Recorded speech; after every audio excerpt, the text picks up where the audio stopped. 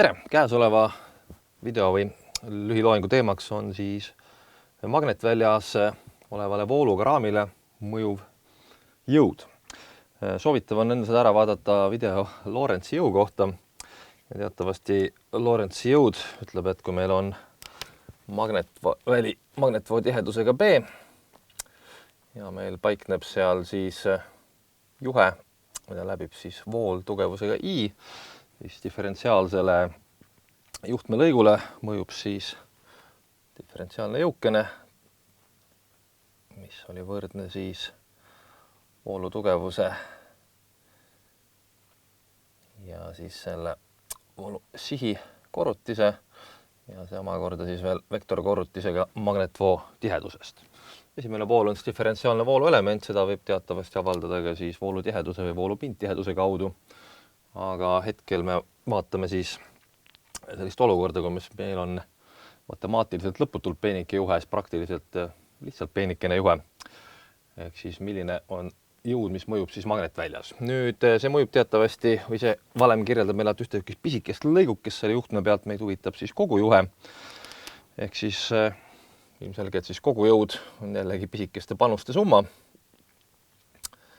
Ja üldjuhul me siis praegu eeldame, et tegemist on meil siis alalisvooluga, mis tekitab meile siis püsiva magnetvälja.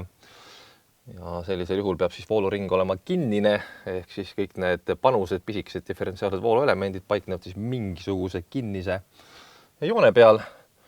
Ja sellisel juhul siis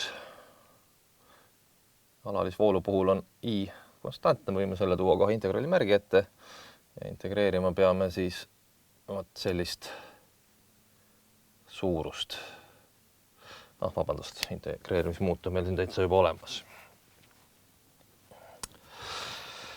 Nii, nüüd milline asi võiks füüsiliselt välja näha? Füüsiliselt ongi siis selline mõiste nagu voolugraam. Tegelikult see raami kuju ei ole kuigivõrd oluline. Ma siin lihtsuse mõttes joonistan siis sellise enam-vähem nelinurkse või ristküliku kujulise raami. Ja siis vool kulgeb siin mingis suunas, näiteks antud juhul siis ringi ratast päri päeva. Ja voolu tugevus ise, eks ole, on konstantne, kuna me hetkel oleme ikka veel staatiliste väljade juures. Ja siis see raam ise paikneb siis magnetväljas. Magnetvälja tihedus võib olla ühtlane, võib olla ka ruumis muutuv. Igal juhul saab siis seda valemit rakendada. Nüüd vaatame sellist lihtsamat erijuhtu, kus me eeldame, et see magnetvälja tugevus või magnetvoo tihedus on ruumis kõikjal ühtlane, vähemasti selles osas, kus on meil see vooluga raam. Sellisel juhul teeksime kaks järgnevat lihtsustust. Esiteks mulle meeldiks, kui see diferentseerimismuutuja oleks viimane siin integraali all.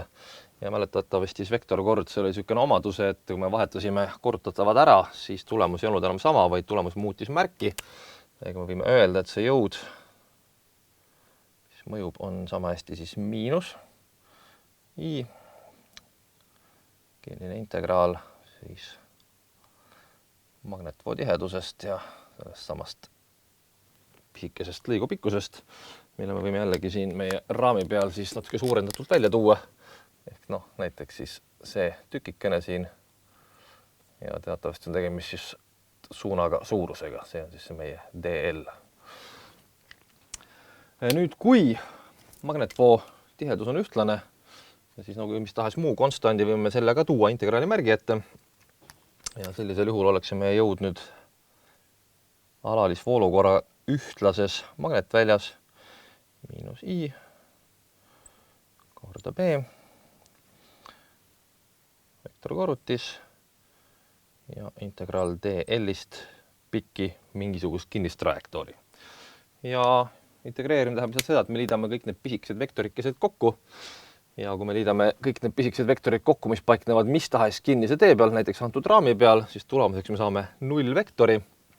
Mäletades vektorikorrutis oli mooduli poolest võrdne siis mõlema vektori pikkuse korrutisega ja lisaks korrutati läbi nende vahelise nurga siinusega. Kui ühe vektori pikkus on 0, siis on ka vektorikorrutis 0 ja kui vektorikorrutis on 0, siis on kogu see integraal või kogu mõjuv jõud võrdne 0-ga. Ehk kui meil on tegemist alalisvooluga ja raam paikneb siis üleni ühtlases magnetväljas, siis sellisel juhul ei mõjule raamile mitte mingisugust jõudu, mis üritaks seda paigast nihutada. Kui see magnetvoo tihedus ei ole ühtlane, siis võib raamile mõjuda jõud, sõltub sellest, millise kujuga see magnetväli on. Ilmselt olete kõik tähele pannud, et näiteks 2 magnetit üritavad üksteise külge tõmmata. Vooluga raami võib vaadata ka pisikese magnetina ja seega me võiksime oma kogemuste põhjal järeldada, et suure tõenäosusega üritab see raam siis liikuda selles suunas, kus siis magnetvoo tihedus on suurem.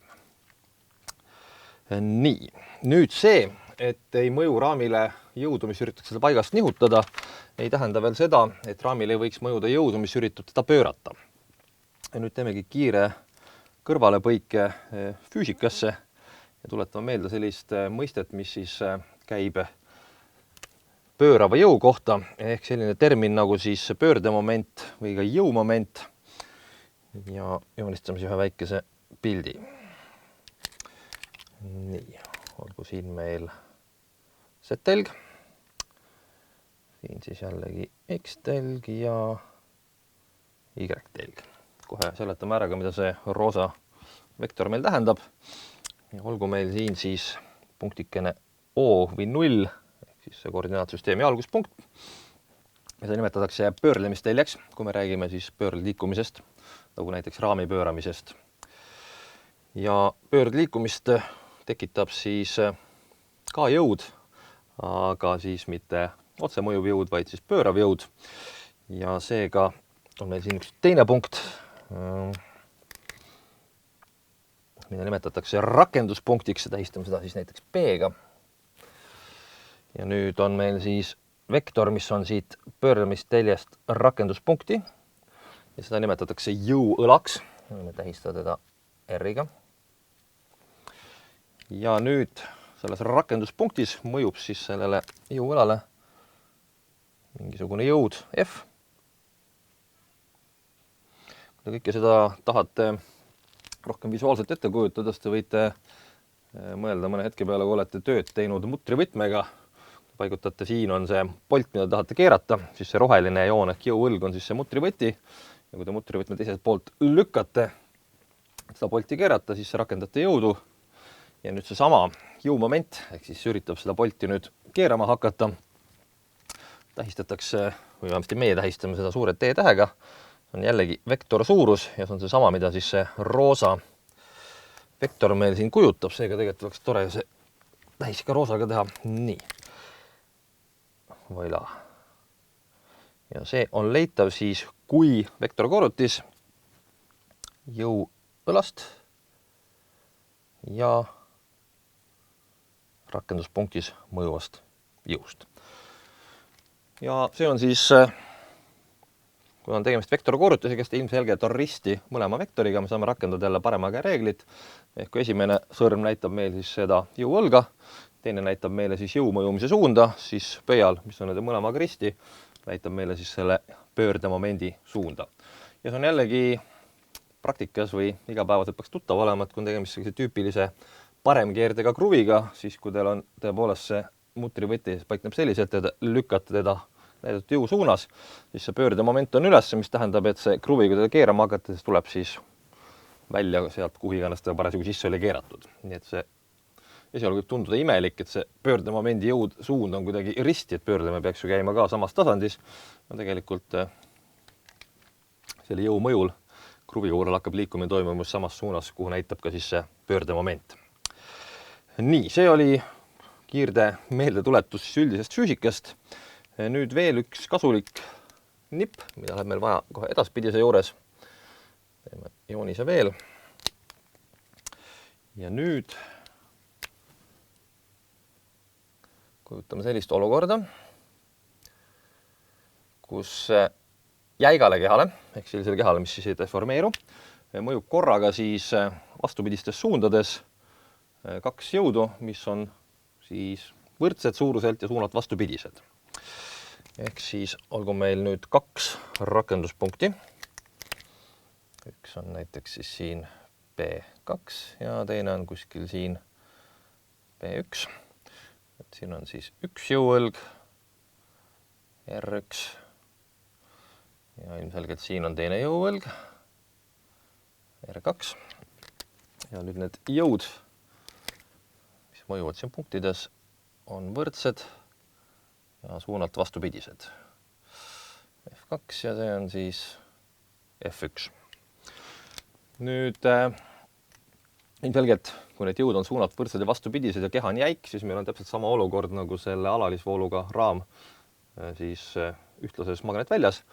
Ehk summaarne jõud, mis üritab raami mingis suunas liigutada, on 0, aga kui see summaarne jõud iseenesest on 0, võib siiski eksisteerida nullist erinev pöördemoment, mis üritab siis seda raami mingis suunas ümber orienteerida. Ja kui suur siis see summaarne pöördemoment oleks, jällegi tegemist on vektorsuurusega, me saame need lihtsalt omavahel kokku liita. Ehk siis sellisel juhul see T oleks meil siis nüüd R1 korda F1 pluss siis R2 korda F2. Aga kui need jõud on omavahel võrdsed ja vastupidised, siis see tähendab veel tähendavalt seda, et siis F1 on võrdne miinus F2 või F2 on võrdne miinus F1-ga. Ja loomulikult on need kõik vektorid.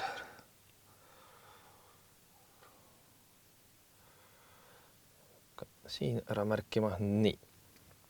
Ehk siis me võime siia F1 asemel panna miinus F2 või F2 asemel miinus F1, kuidas meile rohkem meeldib.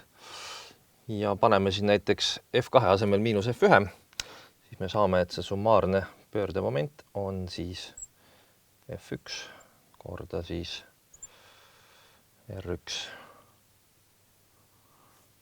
miinus R2.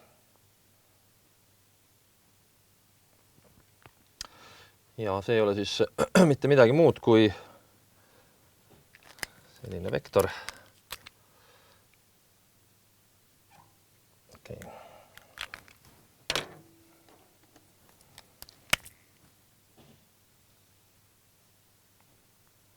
R1, 2.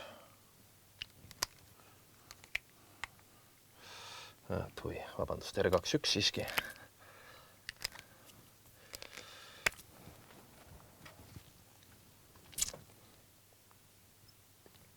Me saame ka seda meie valemit nüüd siin veel täiendada. F1 korda siis R2, 1.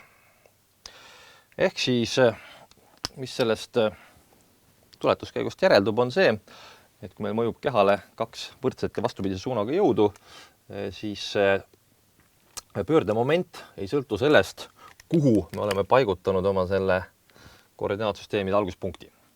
Seega me võime ta valida endale meelepäraselt, kas siis selliselt, et jällegi arvutused oleksid lihtsamad või siis see tulemus tunduks loogiline. Näiteks raami puhul, kui ta pöörlema hakkab, siis oleks mõistlik see originaal või siis see rakendus pöörlemistelg paigutada sinna kohta, kus ta päriselt pöörama hakkab. Ehk see on siis järeldus sellest pisikesest tuletuskäigust.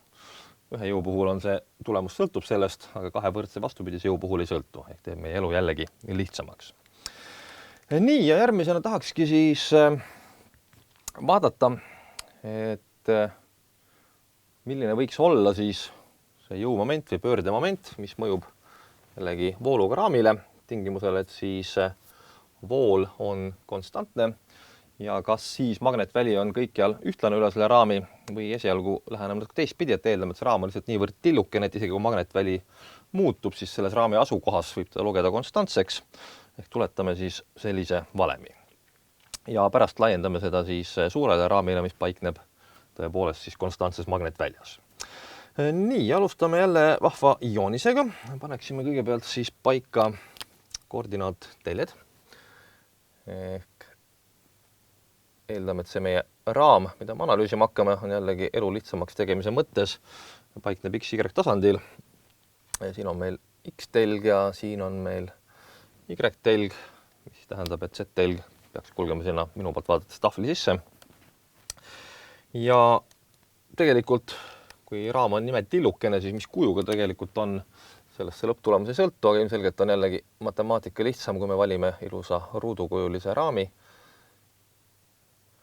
Ja kui me juba varasemalt nägime, et ei ole vahet, kuhu me selle pöördlemistelje paneme, võime selle paigutada kenasti seal koordinaatteljestiku alguspunkti.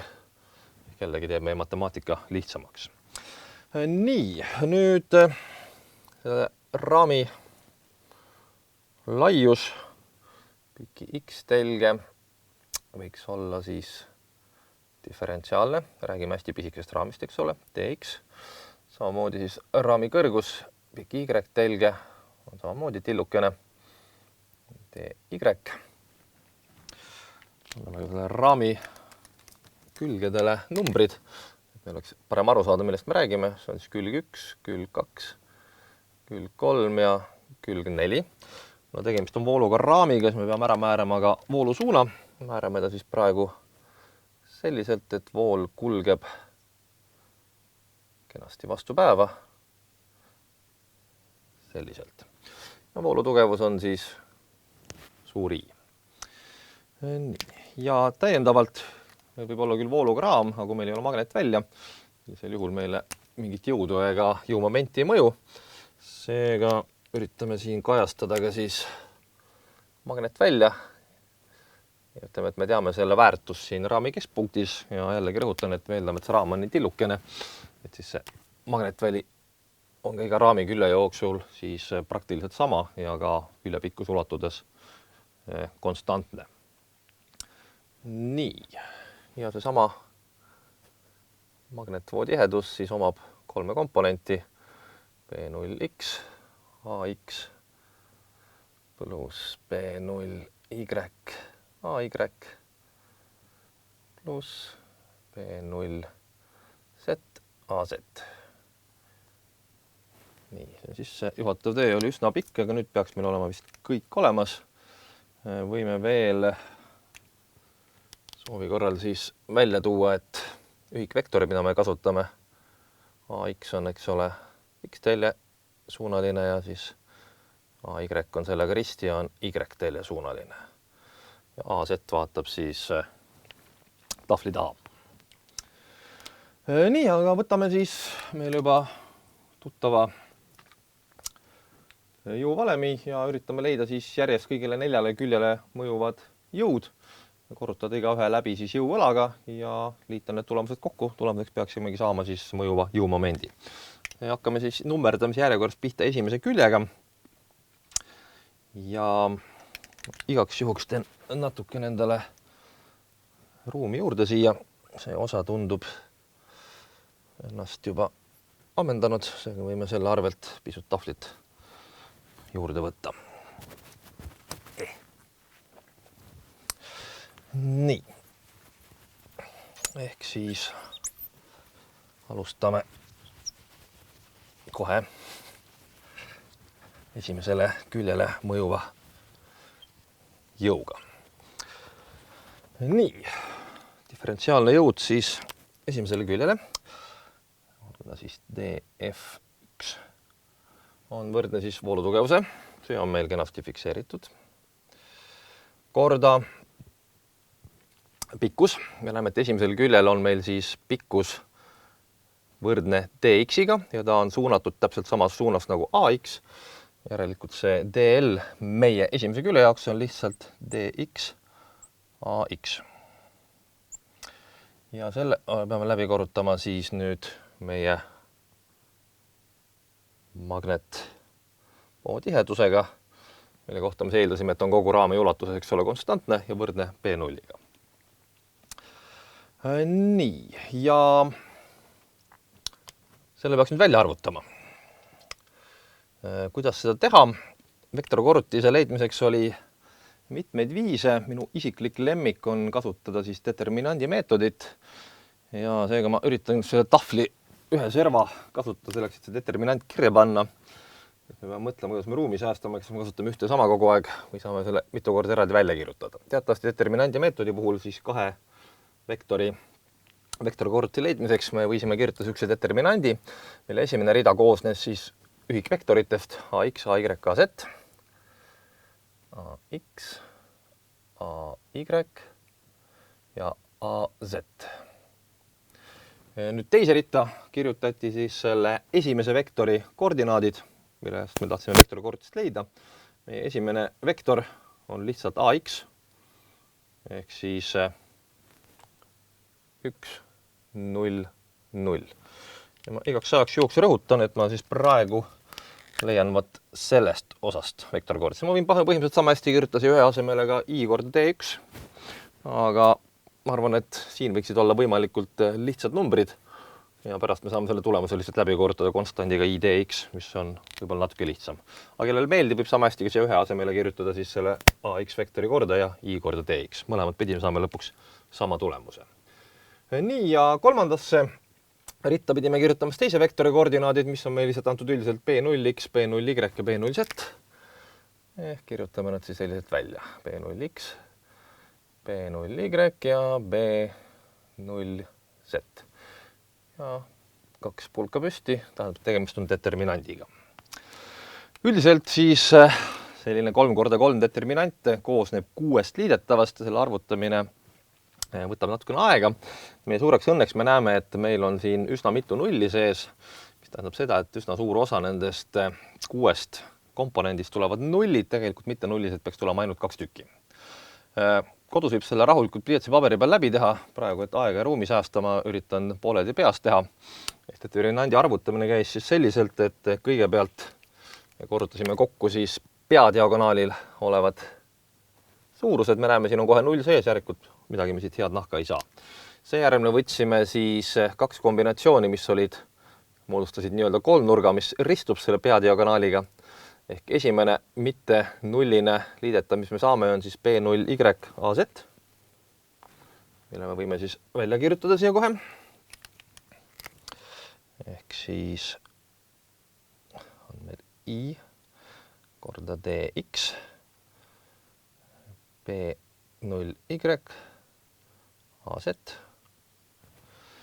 Nüüd jätkame arutluskäiku. Nüüd teine kolmnurk, mis on rist üle pea diagonaali, sisaldab jällegi nulli. Nende 3 korrutis, seega see tulemus on ka 0 ja midagi juurde ei anna. Seega oleme nüüd 3 varianti ära vaadanud, mis peadiagonaaliga seotud oli ja sealt me leidsime ühe mitte nullise komponendi. Samamoodi siis, kui me vaatame nüüd kõrvaldiagonaali, näeme, et esimene korrutis annab meile tulemuseks 0. Kui me vaatame seda kolmnurka, see annab meile tulemuseks jälle 0.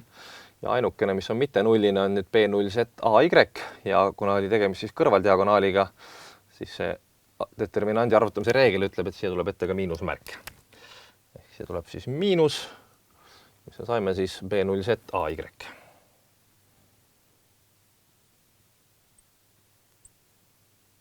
Voilà.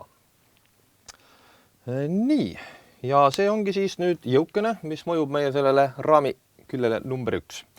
Selleks, et saada siis jõumomenti või pöördemomenti, on meil vaja teida veel üks vektorkorrutis ja meil on eelnevalt vaja siis välja nuputada, mis see jõuõlg oleks. Jõuõlg oli teatavasti vektor, mis algas siis pöörlemisteljet ja kulges rakenduspunkti.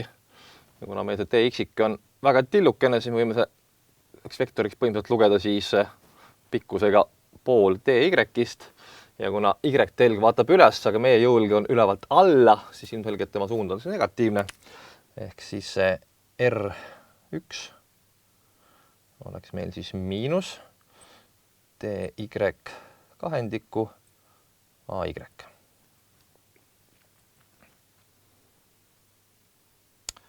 Nii, ja seega siis see panus kogu jõumomenti, mida annab see üks külg meile, on siis nende 2 vektorkorrutis, ehk siis dt1 on R1 korda df1. Oh häda, jälle vektorkorrutis. Meil on vaja siis jällegi determinanti arvutada ja vaatame, mis meil siin üldse tuleb. Ma arvan, et kasutame seda sama ruudukest siin ja kuna kedagi peale minu päriselt siin ei ole, siis keegi vastu vaielda ka ei saa. Nii, kõik ülejäänud on taas kasutatav. Me peame oma esimese teise vektori koordinaadid nüüd siin kirjutama sellisel kujul, nagu ta parasjagu on. Esimene vektor on meil siis jõumoment. Me võime kirjutada tema koordinaadiks siis miinus dy kahendikku, mis on tema y-koordinaat, tema x ja z-koordinaadid on mõlemad nullid. Aga sama hästi ma võin oma elu natuke lihtsamaks teha ja panna jällegi ainult -1 siis. Ehk siis jõuõlal x-koordinaat on 0, y-koordinaat on 0, vabandust, z-koordinaat ja y-koordinaat on -1 või jällegi, kes tahab, võib kirjutada ka miinus dy kahendikku. Ja siin me näeme, et sellel jõul X-komponenti ei ole. Y-komponendiks on miinus B0Z. Ja Z-komponendiks on B0Y.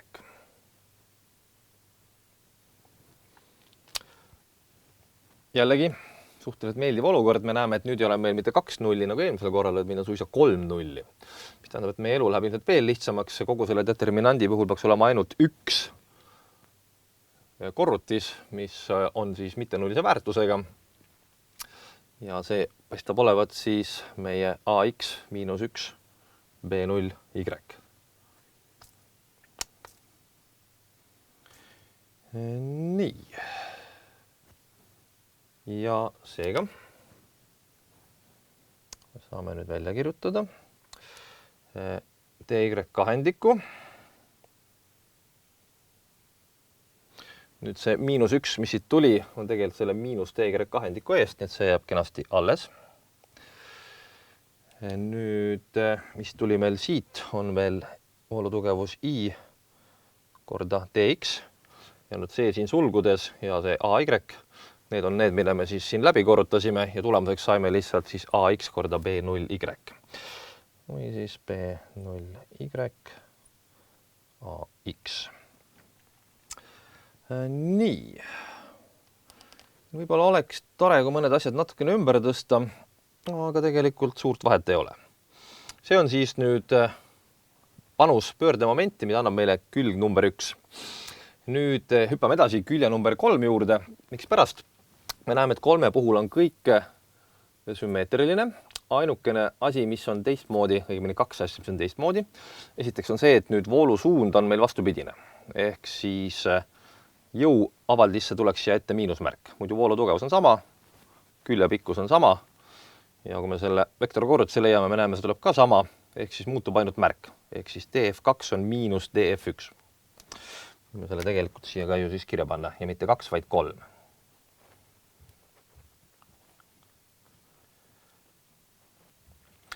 Ja nüüd teine asi, mis on teistmoodi, kui meie esimese külje puhul oli jõuvõlg suunatud ülevalt alla, tema pikkus on pool DY-st ja siis suund oli miinus AY. Kui me siin üleval vaatame, siis jõuvõla pikkus on sama, ikka DY kahendiku, aga tema suund on nüüd pluss AY. Ehk siis me saame samamoodi kirja panna, et R3 on võrdne miinus R1. Jällegi arvuliselt või väärtuste puhul jäävad kõik ülejäänud asjad samaks. Ehk siis, kui me korrutame 2 suurust kokku ja mõlema korrutame läbi omakorda miinus 1, siis need 2 miinust lihtsalt taanduvad välja ja me saame sellise väga meeldiva tulemuse, et see jõumoment, mis mõjub 3. küljele, on sama, mis mõjub esimesele küljele. Seega siis summaarne jõumoment, mis need 2 külge kokku annavad, on lihtsalt sama, mis 2 korda esimesele küljele mõjuv jõumoment. Ja nüüd ma natukene tõstan seda ümber, ehk 1 kahendik ja 1 kahendik kokku liites kaovad ära, jääb järel siis miinus dx, dy, I, B0y, AX. Nüüd täpselt samamoodi, ma ei hakka enam lahenduskäiku pikalt välja kirjutama, saab näidata, et siis teisele ja 4. küljele mõjuvad jõumomendid on jällegi võrdsed, me võime need omavahel kokku liita ja ilmselgelt matemaatiliselt on see ülesanne lihtsalt eelmise või selle osa 90 kraadi keeratud variant. Ehk siis matemaatika jääb kõik samaks, muutuvad lihtsalt vektorite suunad ja seega see summaarne tulemus, mis kehtib siis teise ja 4. külje peale kokku, oleks meil dx, dy, I, nagu te näete, algus on väga sarnane ja nüüd on meil B0x, AY. Ja seega siis kogu summaarne jõumoment, mis mõjub, on nende 4 külje jõumomentide summa, ehk siis nende 2 avaldise summa. Me näeme, et üsna palju asju saab tuua kenasti nii-öelda sulgud ette. Ehk siis nüüd see kogu pisikene diferentsiaalne jõumoment, mis mõjub sellele pisikesele diferentsiaalsele raamikesele, on siis dx, dy, I ja sulgudesse tuleb siis B0X AY miinus B0Y AX.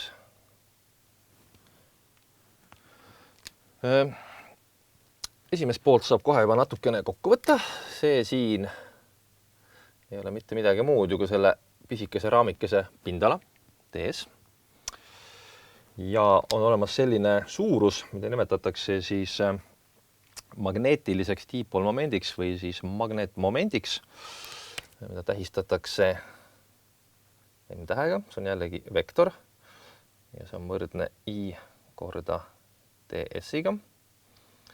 Nüüd mõni saa kommentaariks. Ehk siis, kui meil on mingi pisikene raam, nagu näiteks nelinurkne või võib olla ka mis muu tahes kujuga raam, seda raami pidi kulgeb siis alalisvool tugevusega I ja DS, selle moodul on siis selle raami pindala ja tegemist on vektor suurusega, siis selleks pindala suunaks võetakse jällegi siis pindala normaal. Kuna teate, et pindalal võib olla 2 normaali, siis selle õige suuna määramiseks, mille järgi see magnetmoment on siis defineeritud, kasutatakse jällegi parema käe haardereeglit. Ma paigutan parema käe selliselt, et mu sõrmed näitavad voolu kulgemise suunda, siis sellisel juhul pöial näitab seda normaali suunda. Ehk siis antud pildi puhul tuleks see normaal siis tahvlist välja minu poole, sihiks noolega pää. Ja kellel on hea mälu, see mäletab, et oli analoogiline või sarnane asi oli dielektrika puhul, mille nimi oli siis diipolmoment, mis oli defineeritud kui siis laeng korda laengute vaheline kaugus. See oli lihtsalt D, mitte DS. Ja see oli samamoodi vektor suurus, kus siis oli selleks noole suunaks oli siis negatiivselt laengult positiivsele. Ehk need on siis omavahel analoogid. Esimene on siis magnetvälja jaoks, teine on siis elektrivälja korral. Nii. Seega, mis see esimene pool on, seda me oleme mõne sõnaga kirjeldanud. Ja nüüd, kas seda saaks ka kuidagi ilusamalt kirja panna? Ja nüüd ma alustan sellest, et ma tean vastust ja ma näitan ära, miks see siis õige on. Ma võtan nüüd veel ühe determinandi siia.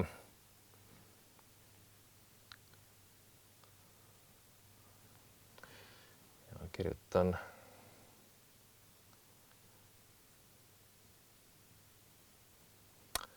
nii. Ja vaatame, millega see võrdne oleks. Me läheb jällegi pikki peadiagonaali on korrutis 0. 1 peadiagonaali ületav kolmnurk annab meile ka 0. Teine peadiagonaali ületav kolmnurk annab meile B0X AY pluss märgiga.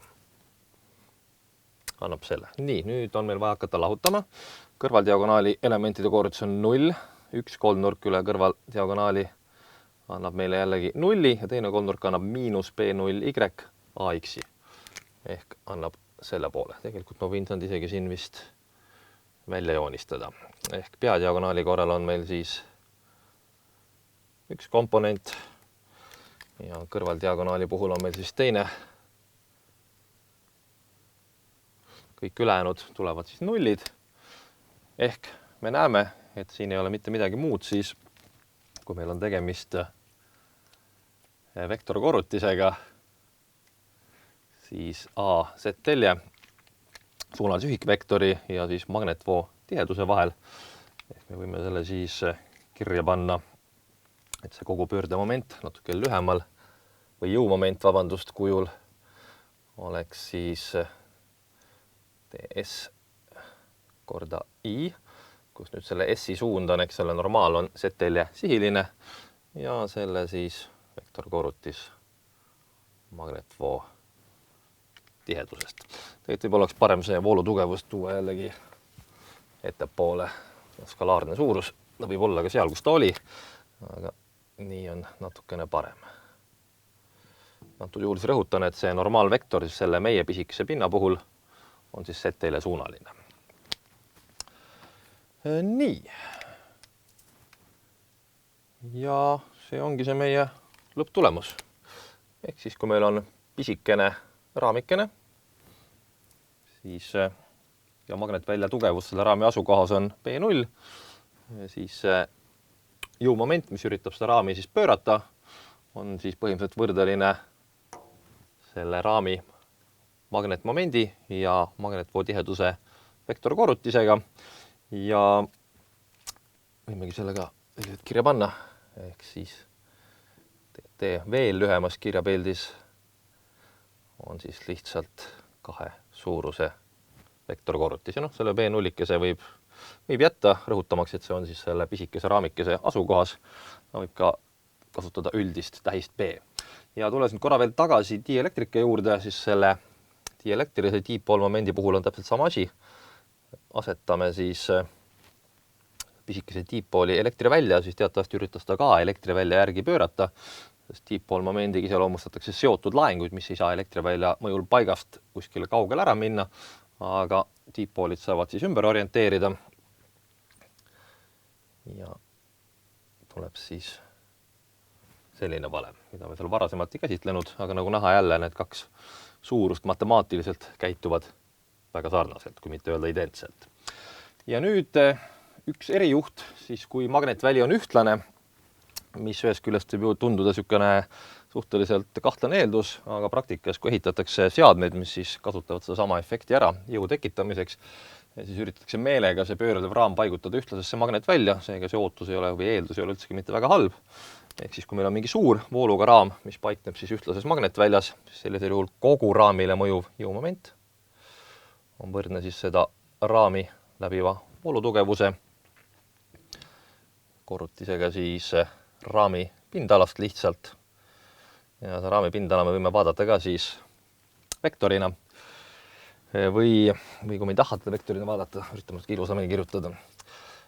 Ehk siis voolutugevus korda pindala, siis olgu siis selle raami normaalvektor ja vektorkorrutis siis selle magnetvoo tihedusega, mis nüüd antud juhul peab olema siis ühtlane. Ehk see ongi siis vooluga raamile mõjuva jõuavaldis ja see tegelikult kas siis täpselt sellisel või sarnasel kujul võiks olla isegi võib-olla tuttav kuskilt põhi- või keskkooli füüsikast. Nii, aga selle teemaga läks päris kaua, aitab küll.